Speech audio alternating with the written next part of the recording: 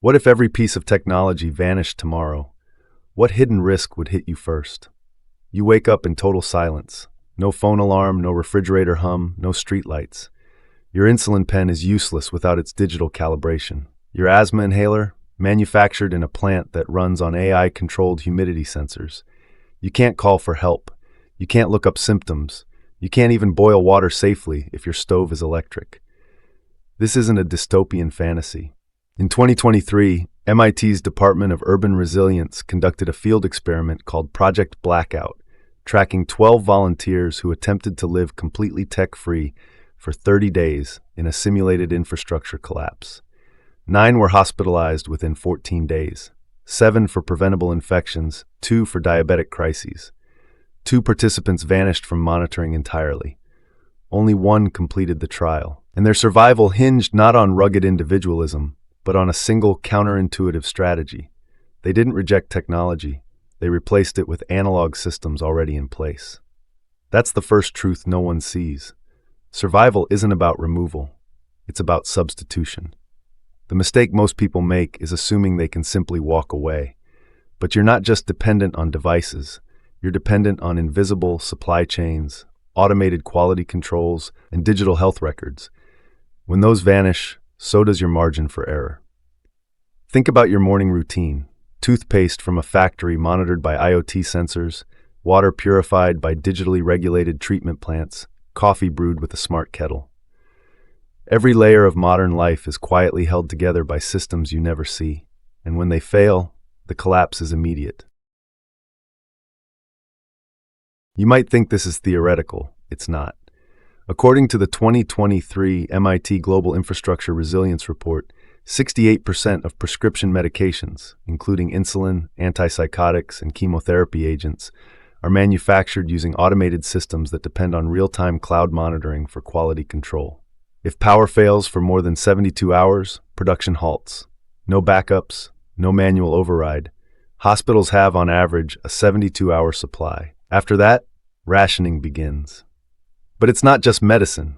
Dr. Megan Neely, a sociologist at Stanford who specializes in technological disconnection, led a 2022 longitudinal study where 34 adults lived off-grid for 8 weeks. Within 21 days, 41% showed clinical signs of dissociative anxiety, a condition where the brain struggles to process reality without digital anchors. One participant wandered into traffic, convinced a stoplight was a hallucination. These aren't just inconveniences, they're neurological breakdowns. And they're happening now. In Puerto Rico, after Hurricane Maria, 877 preventable deaths were linked to collapsed medical tech infrastructure. Not violence, not starvation, but the inability to refrigerate insulin or run dialysis machines. This is why living without technology isn't a wellness trend. It's a layered, systemic risk that most people never see coming. The danger isn't just physical, it's cognitive. Your brain expects digital feedback. When it vanishes, your perception destabilizes. That's why understanding this now while systems still function is the only way to prepare. The 2023 UNODC report on post-disaster mortality confirmed that 61% of indirect deaths in infrastructure failures were due to technology-dependent medical collapse, more than floods, fires, or landslides combined. This isn't the future, it's the present. You felt this. You're scrolling through Instagram and see a photo of someone in a hand-built cabin, chopping wood, journaling by candlelight. No phone, no Wi-Fi, just peace. And you think, I could do that. I should do that. You felt that pull, not just to simplicity, but to escape. From burnout, from doom scrolling, from the constant ping of unread messages. But here's the uncomfortable truth. You're not drawn to a tech-free life because it's healthier. You're drawn to it because you're overwhelmed. That craving for disconnection, it's not a sign of strength, it's a symptom of depletion. And acting on it without preparation is like jumping out of a moving car because the music is too loud.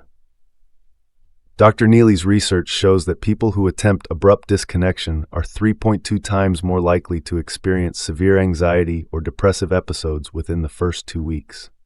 Your brain treats the loss of digital stimuli the same way it treats sensory deprivation, with confusion, paranoia, and eventually breakdown. The real problem isn't technology, It's the false belief that removing it will automatically restore balance. Instead, for most people, it triggers a cascade of unseen dependencies. You don't lose your phone, you lose your calendar, your map, your emergency contacts, your health tracker, and your brain doesn't adapt overnight. It panics, it rewires slowly, and without support it defaults to anxiety. The image of the peaceful off-grid life? It's a curated illusion. Real disconnection requires scaffolding, not silence. The obvious answer is that going cold turkey is the fastest way to reset. Digital detoxes, silent retreats, forest bathing, all marketed as clean breaks from overstimulation. But here's what the data actually shows. Abrupt tech removal without analog substitution leads to worse mental health outcomes than continued overuse. A 2022 UNICEF study of 120 children raised in zero-tech religious communities found that 64% developed social anxiety by adolescence, not because of their beliefs, but because they lacked tools to navigate a tech-dominated world. Dr. Cal Newport, author of Digital Minimalism, admitted in a 2023 interview with The Atlantic that his own methods failed when applied to neurodivergent individuals who rely on digital scaffolds for memory and social cues. The brain doesn't respond well to sudden voids. It panics, it obsesses, it fixates, and in extreme cases, it fractures. Going cold turkey isn't freedom, it's sensory starvation, and your mind reacts the same way it does to food or sleep deprivation, with cravings, hallucinations, and breakdown. The real goal isn't elimination, it's transition, and skipping the bridge is the fastest way to fail. Your nervous system needs continuity, not rupture. That's why structured replacement beats total rejection every time. The University of Michigan's 2021 Cognitive Adaptation Lab found that participants who phased out tech over 6 months had 3.8 times higher success rates than those who quit cold turkey. The real path to tech independence is total isolation. Cut everything at once. Phone, internet, smart appliances, even modern transportation. Only then can you truly reset your mind. That's what the most successful off-grid communities do. They build walls, burn devices, and cut all contact with the outside world. Within weeks, clarity returns. Focus sharpens, emotions stabilize. It's harsh, but it works. Anyone who says gradual reduction is better just hasn't tried the real method. This belief is widespread in survivalist circles and among digital minimalism purists. They claim that only complete separation can break dependency. But here's what no one tells you. Long-term studies show that isolated communities have higher rates of cognitive decline, especially in older adults. Without external information flow, the brain's neuroplasticity diminishes. A 2021 University of Alaska study found that off-grid Alaskan homesteaders who cut all contact had a 40% faster decline in working memory over 10 years compared to those who used limited radio or mail-based communication. The truth: total isolation doesn't free you. It traps you in a shrinking mental world. Your brain needs novelty, challenge, and connection to stay sharp. Cut those off, and you don't gain freedom. You lose cognitive resilience. The most dangerous myth isn't that tech is evil. It's that removing it guarantees enlightenment. One homesteader in Fairbanks developed severe confabulation, fabricating memories to fill cognitive gaps after 5 years without external input. But here's what no one tells you. The people who succeed long-term don't cut everything. They replace. A 2023 Stanford longitudinal study followed 47 adults who reduced tech use over 18 months. The 12 who used structured substitution, replacing digital communication with handwritten letters, digital health tracking with paper logs, streaming with radio, maintained mental stability and even improved well-being. The others? 78% relapsed within 6 months. One participant, Maria Chen from Portland, replaced her smartphone with a flip phone and a bullet journal. After 2 years, her anxiety dropped 63% and she reported deeper relationships. Another, James Rivera, swapped his laptop for a typewriter and public radio. His focus improved by 71%, measured by cognitive testing at the University of New Mexico. The key wasn't rejection, it was redesign. They didn't remove technology. They rebuilt their relationship with it. In 4 minutes, you'll see the one mistake that destroys even people who know all of this.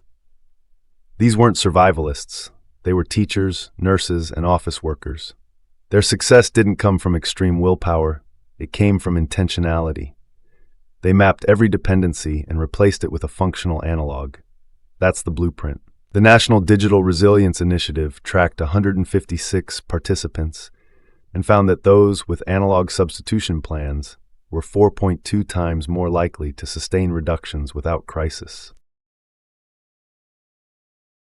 This works exactly like muscle rehabilitation after an injury. You don't go from bed rest to marathon, you rebuild gradually. Tech independence follows the same principle: neural rewiring through structured habit replacement. Step 1. Identify your core dependencies: communication, information, navigation, health tracking. Step 2. Map each to a low-tech alternative: landline, library, paper map, analog journal. Step 3. Phase out the digital version while building competence in the analog. Take James Rivera, a teacher in New Mexico. Over 14 months, he replaced all digital tools. He started with a paper planner, then added a shortwave radio, then a manual typewriter. Today, he teaches writing using only physical materials.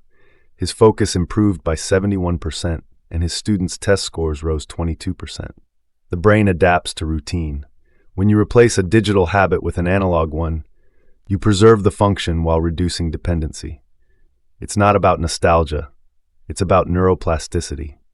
Dr. Elena Torres at UNM's Cognitive Health Lab confirmed that participants who used structured substitution showed increased gray matter in the prefrontal cortex, the area responsible for decision-making and emotional regulation. This isn't rejection, it's reintegration. The brain doesn't weaken without tech.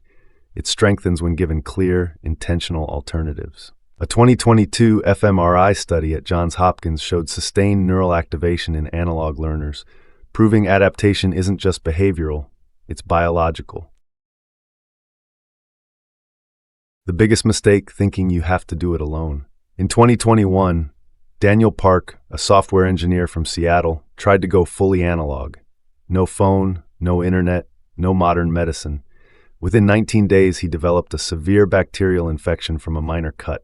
No way to call for help, no access to his medical records. His neighbor found him unconscious in his kitchen. He survived, but lost part of his right lung. He didn't fail because he lacked discipline. He failed because he cut lifelines. This isn't rare. Dr. Lena Cho from the National Institute of Mental Health analyzed 112 cases of failed tech disconnection attempts and found that isolation increased emergency hospitalization risk by 300%. The most dangerous moment isn't the first day. It's day 14. When euphoria fades, anxiety rises, and people quietly remove tools without building support. You might be doing this right now, replacing your smartphone with a notebook, but not telling anyone. That silence is the risk. Connection isn't the enemy. Isolation is. The survivors from the MIT experiment all had one thing in common. They maintained at least one analog lifeline: a landline, a ham radio, or a trusted neighbor with a car. Remove that, and even the best system collapses. The CDC's 2020 report on rural health emergencies found that patients with community support had 74% lower mortality in off-grid medical crises.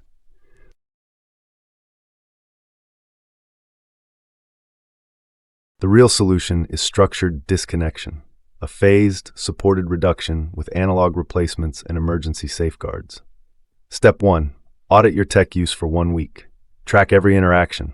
How many times you check your phone, use GPS, or rely on digital health apps. Step 2.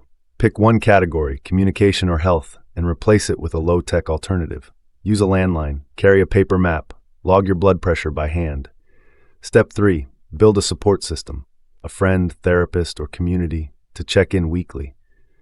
This isn't about rejection, it's about resilience. The woman who survived the MIT experiment, she didn't live in the woods. She lived in Boston. She used a landline, a paper map, and a manual insulin cooler. She replaced, not removed. And that's the key. It's not about going back. It's about moving forward with intention.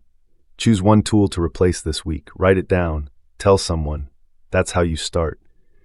Don't aim for purity. Aim for preparedness. The goal isn't to live without technology. It's to live without panic when it fails. The Harvard Digital Resilience Project found that participants who followed this 3-step model reduced dependency by 58% in 6 months without a single hospitalization. You now understand what 97% of people in the digital wellness space never figure out. True independence isn't about cutting everything, it's about choosing what to keep. Maria Chen, James Rivera, and the MIT survivor didn't escape technology. They mastered it. They replaced digital chaos with intentional analog systems, and they did it with support. That's the final truth. Freedom isn't isolation, it's design. If this made sense, like this video. Comment your first step toward intentional tech use, one tool you'll replace. And subscribe. Next week, we reveal the 7 hidden costs of digital detox retreats that no one wants you to know. Don't just walk away, rebuild. Choose one replacement, write it down, tell someone. That's how you gain real control. The most powerful action you can take today is to replace one digital dependency with an analog alternative and share that decision with a trusted person. That single act builds resilience, accountability, and mental clarity. Start small, build real.